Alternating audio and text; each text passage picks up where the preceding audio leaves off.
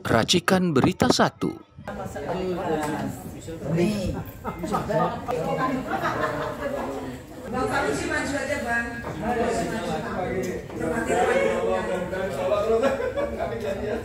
Assalamualaikum warahmatullahi wabarakatuh. Waalaikumsalam. Ya, saudara sekalian, saya bersama dua ini ya. Kalau RRT tidak ada RRT, paling tidak ada RRM. Kalau RRT itu adalah Roy Rismond dan Dr. Tifa, maka RRM itu adalah Rizal Fadila, Refli Harun dan Medi Juniarto. Dan Medi sebenarnya Om Medi pakai tuan RRT juga. Ya, saudara sekalian, kita akan bertanya tentang dua ijazah ini. Pertama, kita tahu bahwa ada perkembangan terbaru, yaitu ijazah yang diteliti Roy Suryo dan kawan-kawan, termasuk Rismond dan Dr. Tifa, adalah ijazah yang ternyata diserahkan kepada KPU Solo 2010, KPU DKI 2012, KPU Nasional 2014 dan 2019. Itulah ijazahnya. Mau fotokopi mau kagak, tetapi tidak bisa disangkal bahwa itulah ijazahnya. Oke. Apa yang akan dikomentari Kang Rizal? Tapi di sisi lain, para pendukung Jokowi makin kencang agar kasus fitnah dan lain sebagainya ini segera ditindaklanjuti dengan proses penersangkaan, terutama untuk RRT, termasuk penangkapan dan penahanan. Nah, kelihatannya mulai panik ini karena fakta kemudian dilawan dengan desakan, bahkan mereka kampanye ke Mabes Polri dan lain sebagainya. Silakan. Ya, terima kasih Bang Refli. Saya kira betul itu adalah gambaran kepanikan atas ketidakmampuan ia untuk menunjukkan pada ujungnya ijazahnya itu asli. Jadi ini ada tiga hal yang bisa dikomentari dan direspon. Yang pertama adalah bahwa sampai saat ini Jokowi, Termol, ataupun yang lainnya termasuk pihak kepolisian tidak bisa menyatakan dan membuktikan bahwa ijazah Joko Widodo asli. Itu. Dua, dengan temuan baru soal ijazah yang dijadikan bahan pendaftaran di KPUD DKI dan juga KPUD Solo, itu menunjukkan bahwa ijazah itu hanya itu, dan dengan begitu tidak ada ijazah yang lain, dan itu sudah diteliti habis bahwa yang seperti itu palsu, itu kan, sehingga ini menjadi bahan untuk kita masukkan ke pihak Bareskrim kembali tentang bukti-bukti yang baru, gitu kan. Mudah-mudahan ini menjadi modal bagi langkah berikutnya. Kemudian yang ketiga, bahwa sebenarnya dengan telah dibuktikannya ijazah hanya itu, tidak ada versi lain. Sekarang mah tinggal soal alat bukti untuk bisa dijadikan tindak pidana, jadi terpublikasikan. Bareskrim sudah punya laboratorium forensik, tapi masih tidak mampu, dan mungkin juga tidak bisa lagi, gitu kan, selain bahwa memang itu palsu, gitu, sehingga sampai sekarang tidak diumumkan.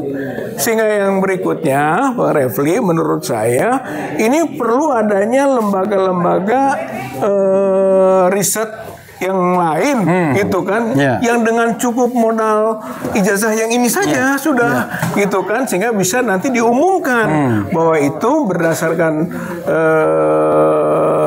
laporan dari lembaga riset itu, lembaga uji forensik lain, gitu kan, bahwa itu palsu. Selesai itu. Saya kira tiga hal itu menjadi modal kita ke depan, dan kita yakin bahwa sampai kapanpun Jokowi tidak bisa membuktikan ijazahnya asli.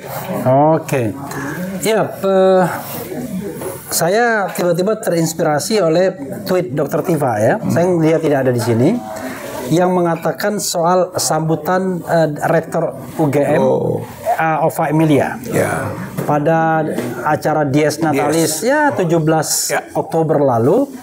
Dia menyebut Jokowi itu sebagai alumni 1980. 1980 Yang kedua, tidak lagi menyebut Insinyur Joko Widodo, tapi Bapak Joko Widodo. Iya.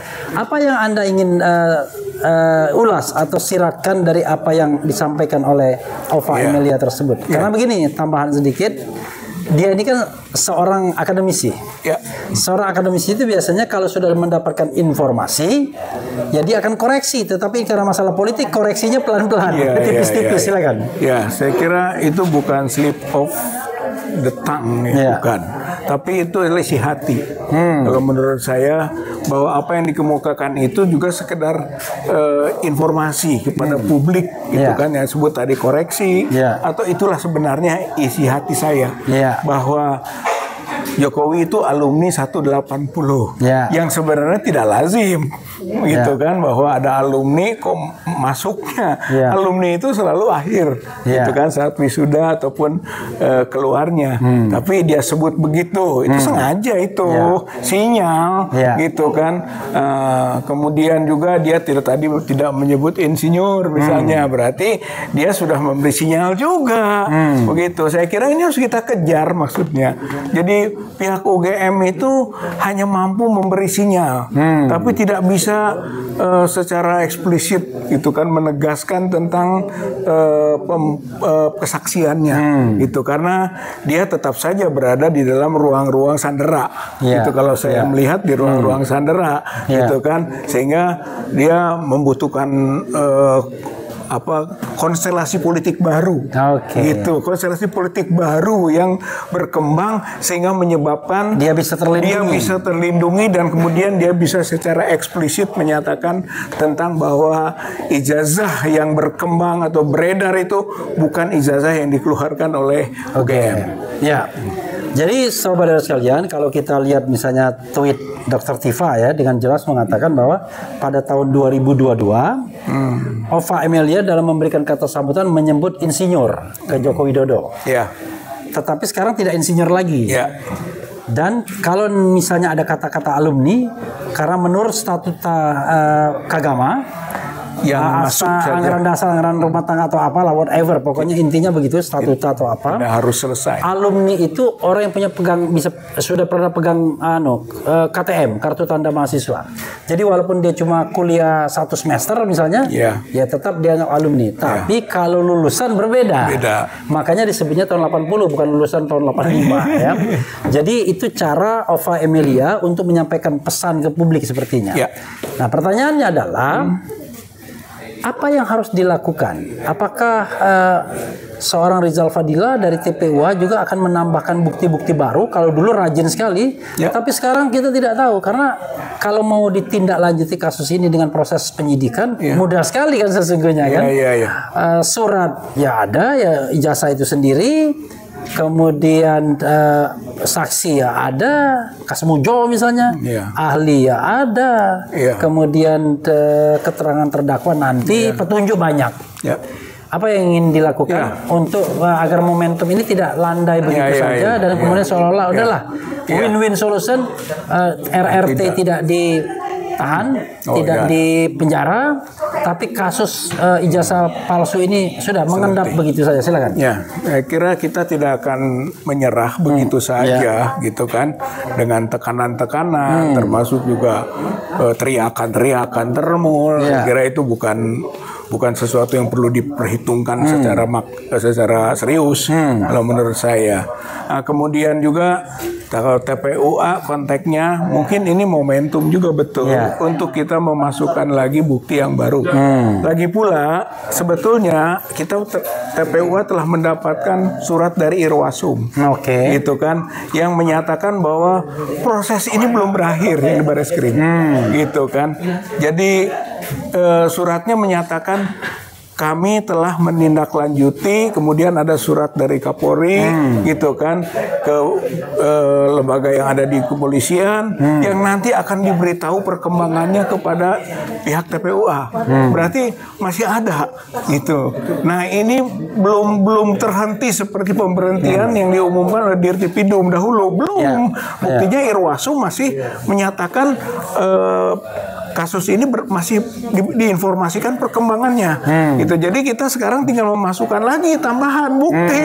Begitu. Jadi apa-apa yang didapat ini kita masukkan kembali bahwa untuk menyatakan tidak boleh diselesaikan, bahkan diteruskan ditingkatkan kepada tingkat penyidikan.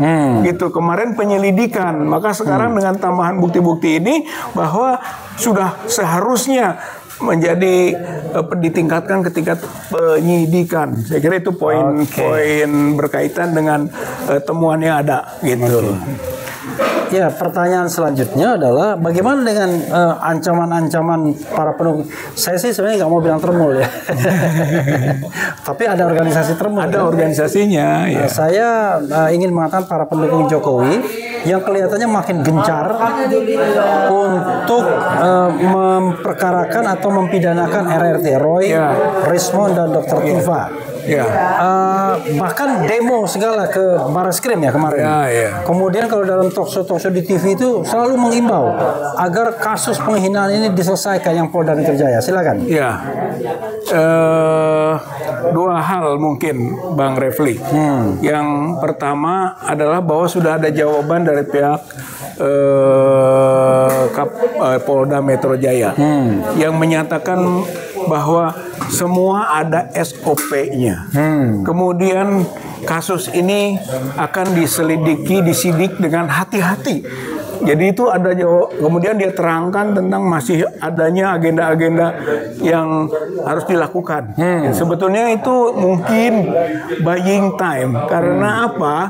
Karena pihak Polda sudah menyampaikan ke Barreskrim, ke laboratorium forensik tentang pengujian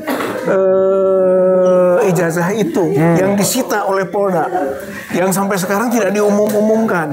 Mungkin, dan kami dari sisi kita yang terlapor gitu kan, meyakini bahwa sebenarnya hasil laboratorium forensik itu ijazah itu palsu. Gitu, sehingga tidak berani dia mengungkapkan. Itu poin utama yang bisa disampaikan. Nah, sekarang terkait dengan katakanlah Gibran. Jadi saudara sekalian, kita tidak hanya bicara mengenai Jokowi dan ijazahnya, tapi Gibran dan ijazahnya.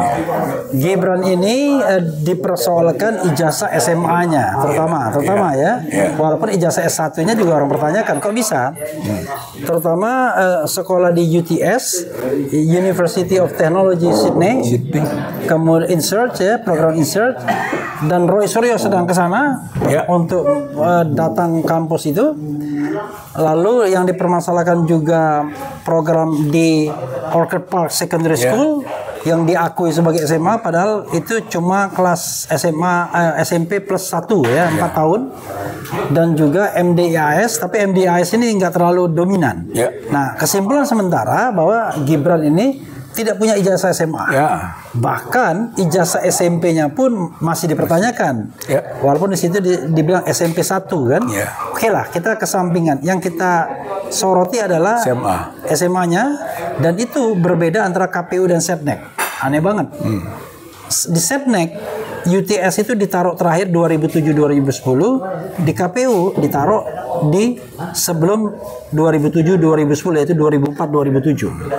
Di Setnek dikesankan seolah-olah itu adalah pasca pendidikan postgraduate atau pasca sarjana, tapi di KPU di betul-betul di-stated bahwa itu adalah SMA. Nah, apa yang Anda bisa katakan terhadap proses perkembangan Gibran ini dan apa rekomendasi Anda? Silakan. Om Edi mau nambah nggak? Saya lanjut.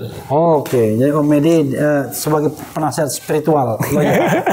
Lawyer. Silakan. Ya, berkaitan dengan itu sebenarnya sudah sangat dipastikan Gibran itu tidak punya ijazah SMA, gitu kan, sehingga dia tidak memenuhi syarat sebenarnya untuk dicalonkan sebagai wapres, ya gitu kan. Untuk tingkat kesetaraannya juga dimasalahkan, gitu, bahwa ada surat keterangan yang disebut penyetaraan UTS Insert yang grade 12 dengan SMK itu. Tapi kalau kita lihat di situ, kalau lihat di surat keterangannya itu menyelesaikan gitu kan grade 12 di UTS InSearch gitu yang dinilai itu kan dinilai memiliki pengetahuan yang setara gitu kan dengan SMK di Indonesia. Jadi di situ yang bukan soal ijazahnya yang setara, tapi pengetahuan yang setara. Jadi sebenarnya pihak KPU itu tidak boleh menerima surat keterangan begitu, karena itu bukan surat penyetaraan ijazah. Bahkan tidak ada bukti di pihak Dikdasmen, Kemendikdasmen yang dulunya Kemendikbud itu ada diploma, ada sertifikat, ada ijazah. Tidak ada itu. Makanya tidak ada penyetaraan ijazah. Yang ada adalah keterangan yang dinilai keterangan berpengetahuan setara dengan tamat SMK. Kalau pengetahuan itu bukan dalam bentuk dokumen. Itu jadi sebenarnya KPU itu tidak boleh menerima. Jadi sebetulnya gitu kan dokumen ini tidak sah gitu dan itulah yang kemudian menjadi alas hukum gitu kan bahwa Gibran cacat akademik dan dia sekarang bisa dimakzulkan dengan itu gitu. Agak berbeda dengan ketika kita mengkritisi soal putusan MK 90. Itu mungkin dalam satu paket dengan Prabowo. Kalau sekarang yang soal ini itu dalam 7A itu masuknya adalah tidak lagi memenuhi syarat gitu. Jadi sudah bisa dimakzulkan sendiri gitu kan dengan kecacatan akademik ini dengan temuan baru lagi gitu kan soal keterangan yang disebut penyetaraan. Padahal itu bukan penyetaraan ijazah, itu penyetaraan pengetahuan yang sangat kabur sehingga nampak kita duga pada waktu itu 2019 itu bisa saja Kemendikbud ditekan. Karena kemudian dia mau nyalon wali kota. Kemudian dikeluarkanlah itu, tapi masih dibuat samar itu. Baru ketahuan sekarang. Jadi kalau menurut saya sudah sangat jelas begitu bahwa pasal 7A Undang-Undang 45 berlaku sekarang bagi Gibran. Bisa dimakzulkan dan harus dimakzulkan itu. Oke ya, sahabat era sekalian, apalagi ada Kang Rizal mau ditambahkan lagi sebagai closing statement. Tapi intinya adalah ya, nanti kita akan tunggu perkembangan dari Mas Roy Suryo yang hari ini sudah di Sydney.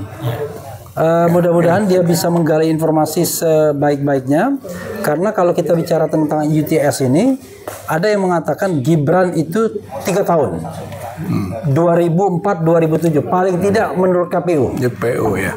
Ada yang mengatakan dia 3 tahun, tetapi 2007-2010 paling tidak menurut Setnek.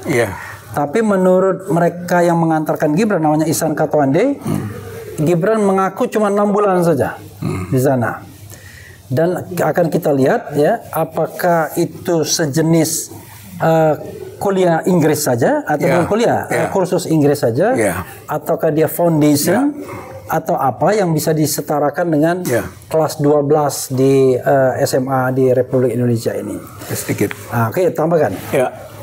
Saya kira apapun hasilnya gitu kan, konteks itu soal grade 12 gitu kan, yang orang boleh sebut apapun itu, jelas itu tidak ada diplomanya, itu tidak ada ijazahnya, itu tidak ada sertifikatnya, itu yang tidak bisa disetarakan, gitu. Karena tadi bentuk surat keterangan dari Dirjen Dikdasmennya sendiri bukan penyetaraan ijazah, tapi penyetaraan pengetahuan. Itu mau beda itu. Jadi sebenarnya yang UTS InSearch ini mau disebut bimbel, mau disebut sebagai persiapan gitu kan menuju ke universitasnya. Pokoknya nggak bisa dibilang SMA. Tidak bisa dibilang. Emang tidak ada ijazahnya. Apa yang mau disetarakan dalam pedoman yang dibuat di Dikdasmen gitu kan? Itu jelas harus dilampirkan dengan ijazah, diploma, sertifikat gitu. Dan itu yang tidak ada itu berkaitan dengan masalah penyetaraan tadi, gitu. Jadi kalau menurut saya tidak pas. Kemudian KPU ini memang brengsek kalau menurut saya, nggak bener. Sebab dia pernah membuat satu peraturan PKPU, gitu kan, PKPU 19/2023, pasal 18 ayat 3, kan yang begitu, yang memang menyatakan bahwa tidak perlu ada ijazah SMA untuk orang yang lulus di perguruan tinggi luar negeri, begitu kan? Maksudnya tadinya dia mau pakai MDIS, begitu. Kemudian ada ijazahnya di Bradford, gitu kan, di UK. Itu tadinya mau dipakai itu, tapi fakta hukum bahwa itu tidak pernah dijadikan sebagai lampiran pendaftaran. Jadi nggak ada artinya. Bahkan yang ada adalah bahwa KPU terlibat dalam melakukan permufakatan jahat ingin meloloskan Gibran, tapi ternyata itu tidak dipakai.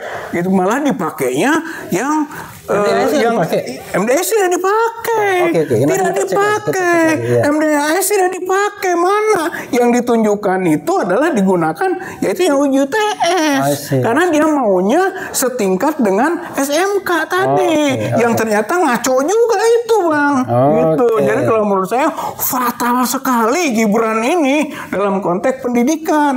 Belum soal markup usia, ini baru pendidikan. Ya, pendidikan itu mutakhir diketahuinya. Berarti ini akan masuk ke rumusan pasal 7A tadi, gitu. Kalau yang soal MK 90 persyaratan awal, gitu, bersama waktu itu dengan Prabowo. Jadi kalau menurut saya Prabowo itu tidak harus ragu, tidak perlu takut bahwa nantinya dia dimasalahkan paketnya, nggak usah, karena ini beda, karena ini masuk dalam rumusan yang disebut dengan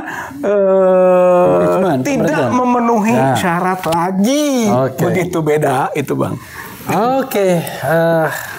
Sobat sekalian, itu ya yang bisa disampaikan oleh Kang Rizal Fadila, RRM, bukan RRT ya, bukan Roy Suryo, paket baru ini, bukan Roy Suryo Resmond dan Tifa atau Dr. Tifa, tapi Rizal Fadila, Refli Harun dan Medi Junior.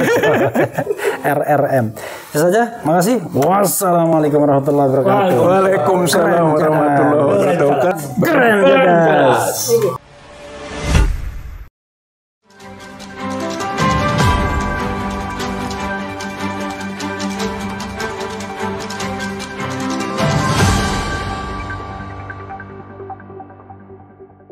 Racikan Berita 1.